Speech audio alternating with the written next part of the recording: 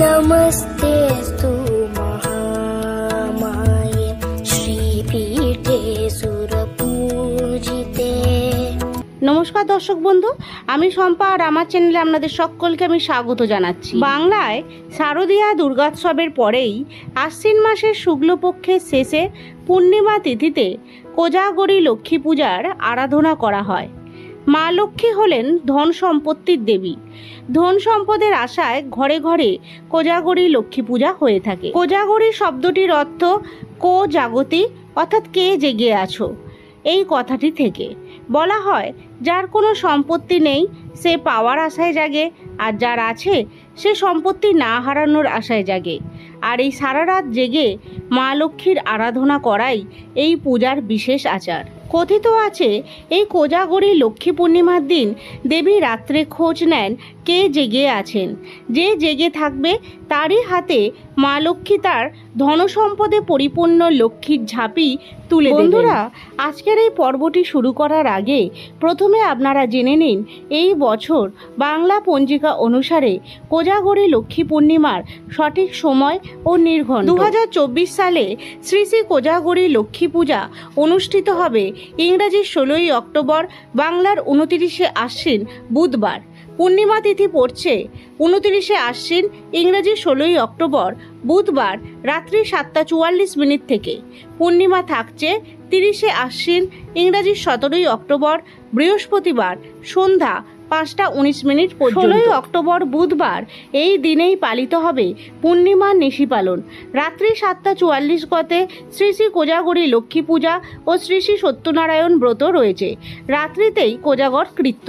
এরপরে আমি আপনাদেরকে জানাবো কোজাগরী লক্ষ্মী পুজোতে কি কি পূজার উপকরণ সামগ্রী লাগবে সেই সম্পর্কে।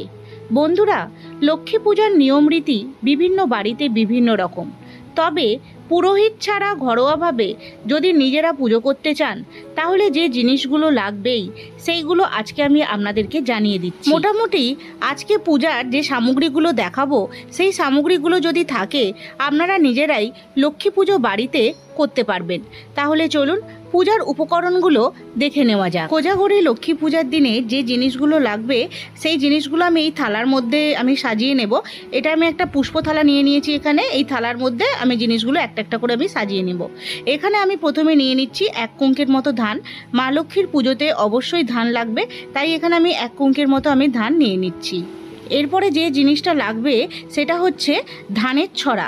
লক্ষ্মী পুজোর দিনে আপনারা বাজারে এরকম ধানের ছড়া কিনতে পারবেন, নানান ডিজাইনের পাওয়া যায়। এরকম একটা ধানের ছড়া কিন্তু অবশ্যই লাগবে। আপনারা পুজোর দিনে এরকম ধানের ছড়া নিয়ে আসবেন।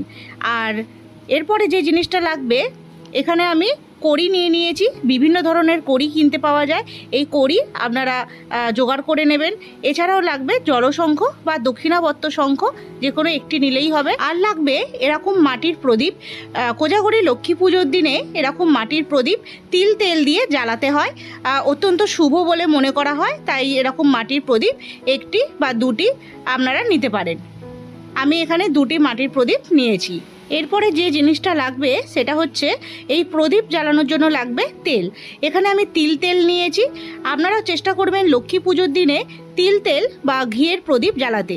তিল মা লক্ষ্মীর অত্যন্ত পছন্দের, তাই তিল তেলের প্রদীপ কিন্তু আপনারা জ্বালাবেন। এরপরে মায়ের অভিষেকের জন্য আমি এখানে গোলাপ জল নিয়ে নিচ্ছি, আর নিয়ে নিচ্ছি এখানে অগুরু আর গোলাপ জল দিয়ে আপনারা মায়ের অভিষেক করতে পারেন। লক্ষ্মী পুজোর দিনে আলপনা দিতে হয়, সেই জন্য আমি এখানে খড়িমাটি নিয়ে নিয়েছি। আপনারা আতপ চাল ভিজিয়েও আপনারা আলপনা দিতে পারেন। আর এখানে আমি চাঁদমালা নিয়ে নিয়েছি। 2টো চাঁদমালা লাগবে, একটা আলেখ্য বা মায়ের মূর্তিতে দেবার জন্য আর একটা ঘটে দেবার জন্য। আমি এখানে 2টো চাঁদমালা নিয়ে নিয়েছি। এরপরে যে জিনিসটা লাগবে সেটা হচ্ছে ঘি। আমি প্রথমেই বললাম ঘিয়ের একটি প্রদীপ জ্বালাতে হয়, আর সেই কারণে আমি এখানে ঘিটাও নিয়ে নিলাম। এরপরে যে জিনিসগুলো অবশ্যই মাকে নিবেদন করতে হয় সেটা হচ্ছে মায়ের সাজসজ্জার জিনিস।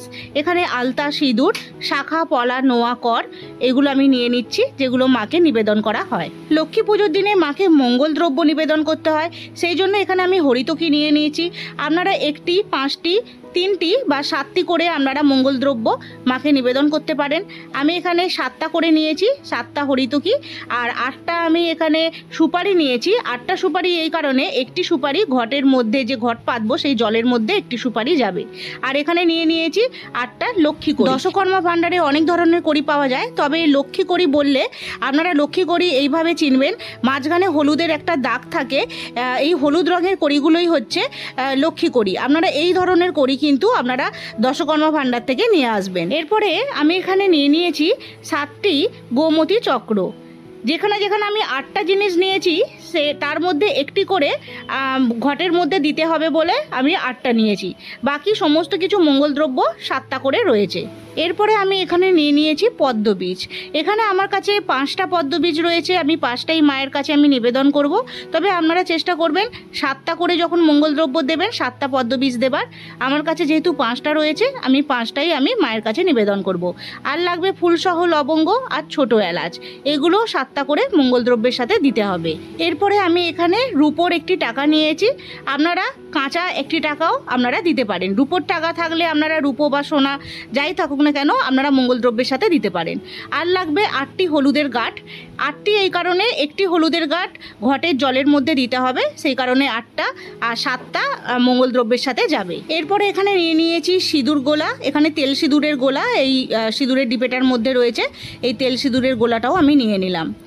এরপরে লাগবে অল্প একটু ধান লাগবে, ঘট পাতবার জন্য ধান লাগবে, সেখানে আমি অল্প একটু ধান আলাদা করে আমি নিয়েছি। লাগবে অল্প একটু আতপ চাল, ঘট পাতবার সময়তে আতপ চালও লাগবে, তাই ঘটের জলে দেবার জন্য সেখানে একটু আতপ চালও আমি নিয়েছি। বা অর্ঘ্য নিবেদন করতে গেলেও আতপ চাল লাগবে, তাই আমি আতপ চাল নিয়েছি। আর অবশ্যই লাগবে ধূপকাঠি, তাই এখানে আমি এই ধূপকাঠিটাও নিয়ে নিলাম। এরপরে ঘটাচ্ছাদন দেবার জন্য আপনারা নতুন বস্ত্র বা শাড়ি নিতে পারেন, বা চেলির কাপড়ও নিতে পারেন, বা একটি নতুন গামছাও নিতে পারেন। আমি একটি নতুন গামছা নিয়েছি। এরপরে জলচৌকিতে পাতার জন্য একটি লাল আসন নিয়েছি। আপনারা লাল, হলুদ বা কমলা কালারের আসন নিতে পারেন। এরপরে মাকে দেবার জন্য একটা লাল ওড়না নিয়েছি। এরই সাথে ঘট অবশ্যই সসিস ডাব লাগবে ঘট পাতার জন্য, তাই সসিস ডাবটাও আমি নিয়ে নিলাম। আপনারা পুজোর দিনে সসিস ডাব বা নারকেল বা কলা বা হরিতকি বা সুপারি দিয়েও আপনারা ঘট পাততে পারেন। এরপরে মায়ের পুজোর জন্য অবশ্যই ফুলমালা লাগবে। মায়ের আলেখ্য বা মূর্তিতে পরানোর জন্য একটি মালা নিয়েছি, ঘটে দেবার জন্য আরেকটি ছোট মালা নিলাম। এরপরে লাগবে কুচো ফুল। এখানে কিছু কুচো ফুল আমি জোগাড় করে নিচ্ছি। মা লক্ষ্মীর পুজোতে করবী, গোলাপ, পদ্ম এগুলো মায়ের অত্যাধিক পছন্দের ফুল, তাই আপনারা যদি জোগাড় করতে পারেন তাহলে শিউলি, করবী, গোলাপ, পদ্ম এগুলো আপনারা জোগাড় করে নেবেন। এখানে আমি দূর্বা নিয়েছি, বেলপাতাও আমি নিয়ে নিলাম।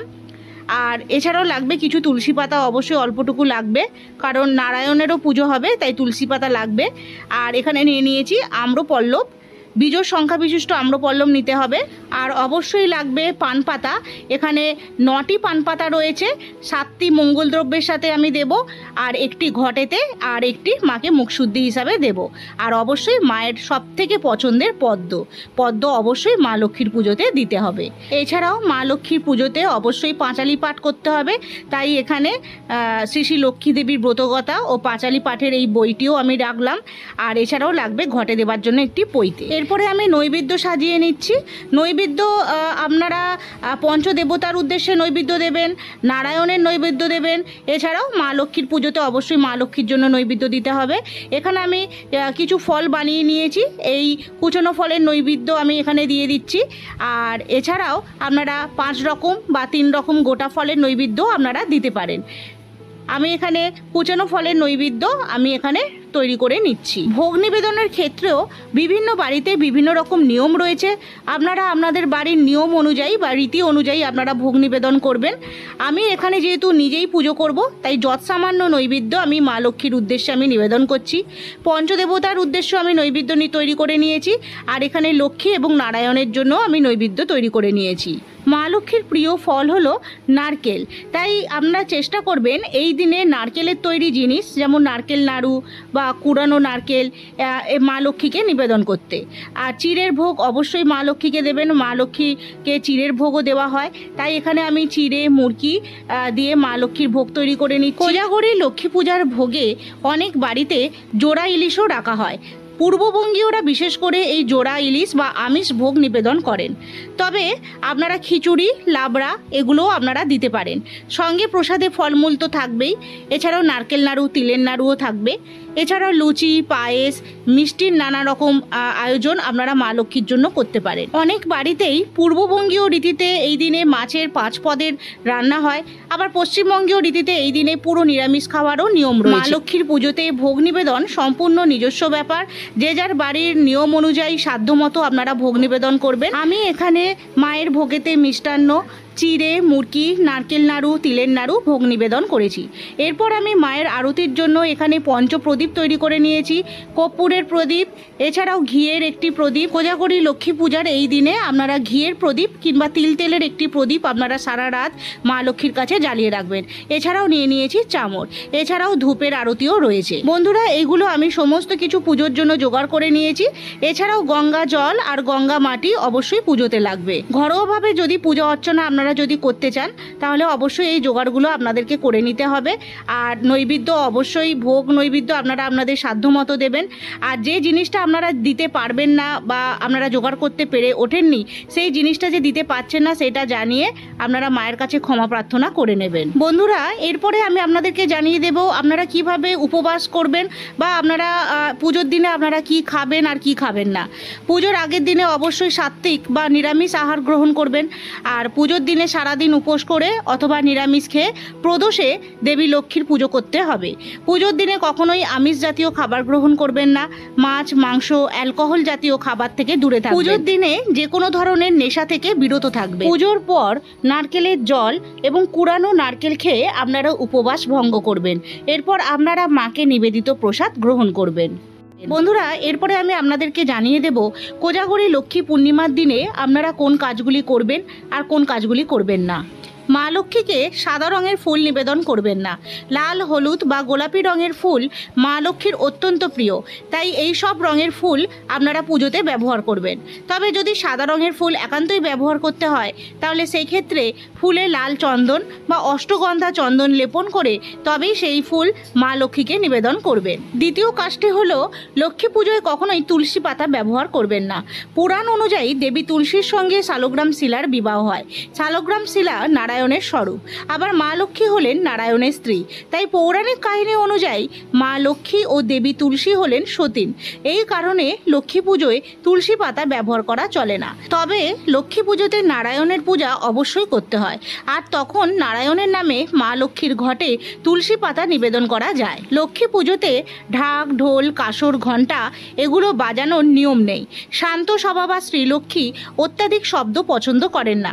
সব পুজোতেই নানা রকম বাদ্যি বাজানো হয়, কিন্তু মা লক্ষ্মীর পুজোয় কাসর, ঘণ্টা বাজালে দেবী ক্রুদ্ধ হয়ে সেই গৃহ ত্যাগ করেন বলে মনে করা হয়। একমাত্র লক্ষ্মী পুজোতে আপনারা উলুধ্বনি এবং শঙ্খধ্বনি করে মা লক্ষ্মীর আরাধনা করবেন। লক্ষ্মী দেবীর পুজোর আসনে সাদা বা কালো কাপড় পাতার নিয়ম নেই। লাল, গোলাপি, হলুদ বা অন্যান্য রঙের কাপড় ব্যবহার করা যেতে পারে। পুজোর আসনে সাদা বা কালো রঙের কাপড় পাতলে মা লক্ষ্মী অত্যন্ত অসন্তুষ্ট হন বলে মনে করা হয়। সেই সাথে লক্ষ্মী পুজো করার সময় কোনোভাবেই কালো পোশাক পরবেন না, বরং লাল, হলুদ বা গোলাপি বা হালকা রঙের পোশাক পরতে পারেন। লক্ষ্মী পুজোর জন্য তোলা চাল থেকে অন্য কাউকে চাল দেবেন না। এমনকি ব্রাহ্মণের জন্য নৈবেদ্যে যে চাল রাখা হয় সেই চালও লক্ষ্মী পুজোর পরের দিনে ব্রাহ্মণকে দান করবেন। লক্ষ্মী পুজোর প্রসাদে কখনো না বলতে নেই। অল্প হলেও পুজোর পর একটু প্রসাদ মুখে তুলতে হয়। সেই সাথে লক্ষ্মী পুজোর দিনে শুধুমাত্র যে লক্ষ্মী পূজাই করবেন তা যেন না হয়। মা লক্ষ্মীর পুজোর সাথে সাথে সেই দিনে নারায়ণকেও নৈবেদ্য এবং তুলসী নিবেদন করবেন এবং পুজোর শেষে ইন্দ্রদেব এবং কুবেরদেবেরও পুজো করতে হবে। লক্ষ্মী পুজো মানেই পরিষ্কার পরিচ্ছন্নতা। নোংরা অপরিষ্কার স্থান মা লক্ষ্মী মোটেই পছন্দ করেন না। ভালো করে ঘর ধুয়ে মুছে আলপনা দিয়ে তবেই পুজোর আয়োজন করতে হবে। আলপনা দেওয়ার সময় মা লক্ষ্মীর পদচিহ্ন আঁকতে হবে। তবে মনে রাখতে হবে আলপনা দেওয়া মা লক্ষ্মীর পদচিহ্ন যাতায়াত করার সময় কখনোই পা দিয়ে মারাবেন না। তাহলে বন্ধুরা, আজকের এই সম্পূর্ণ পর্বটি আপনাদের কেমন লাগলো তা অবশ্যই আমাকে কমেন্টে জানাবেন। ভিডিওটি ভালো লাগলে অন্যান্য বন্ধুদের মধ্যে শেয়ার করে দেবার অনুরোধ রইল। আজ এই পর্যন্তই রইল, আবারও দেখা হবে আগামী পর্বে। সকলে ভালো থাকবেন, সুস্থ থাকবেন।